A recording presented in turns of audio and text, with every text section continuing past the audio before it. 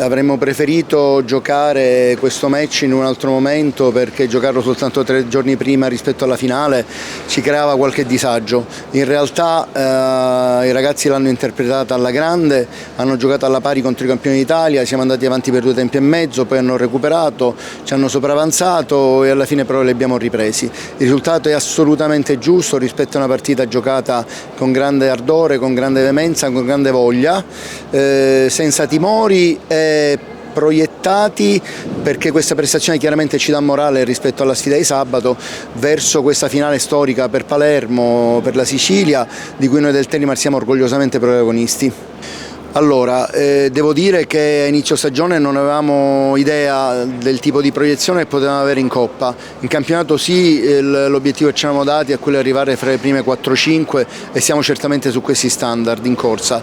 Abbiamo anche consolidato un buon risultato in Coppa Italia arrivando primi nel girone e proiettandoci ai quarti, incrociando il quinto e non una delle fortissime come Brescia o Recco Savona. Sulla Coppa non avevamo precedenti perché era la prima volta sulla Coppa Europea, sulla LEN Eurocup, perché era la prima volta che partecipavamo.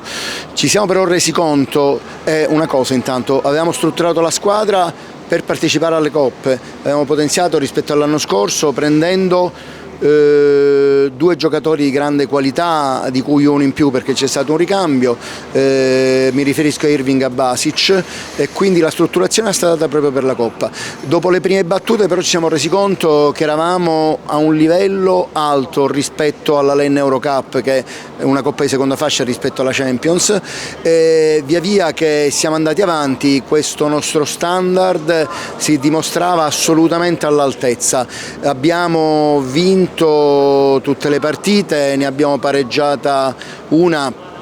quando ci eravamo qualificati arrivando primi del girone qui in casa, nel girone organizzato qui da noi, poi c'è stata la sfida con l'Ortigia, diciamo ci dispiace un po' come è andata, in cui c'è stata una vittoria nostra a tavolino e una vittoria loro per un gol 9-8 se non sbaglio, e comunque questo percorso è stato un bel percorso e abbiamo dimostrato con questo percorso diciamo importante, ma anche con la prestazione di oggi, che meritiamo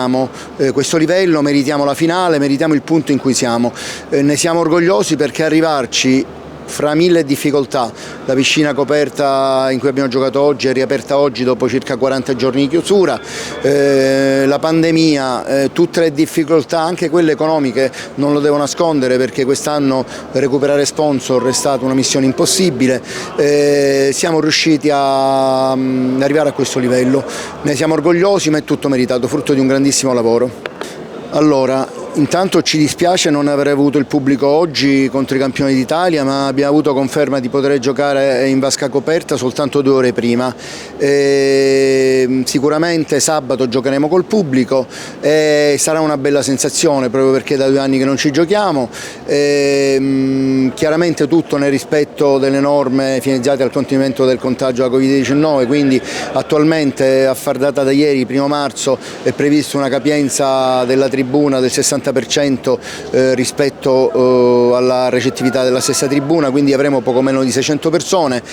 si faranno sentire, ci organizzeremo bene, ci sono anche un gruppo carino di tifosi spagnoli, così per come noi andremo almeno una quarantina diciamo lì in Spagna, a parte la squadra. Devo dire che è un bel momento, ne siamo orgogliosi, sono sicuro che faremo bene, sarà un bello spettacolo. Il Sabatello è una squadra fortissima, ma noi abbiamo tutte le carte in regola per andarcela a giocare alla pari.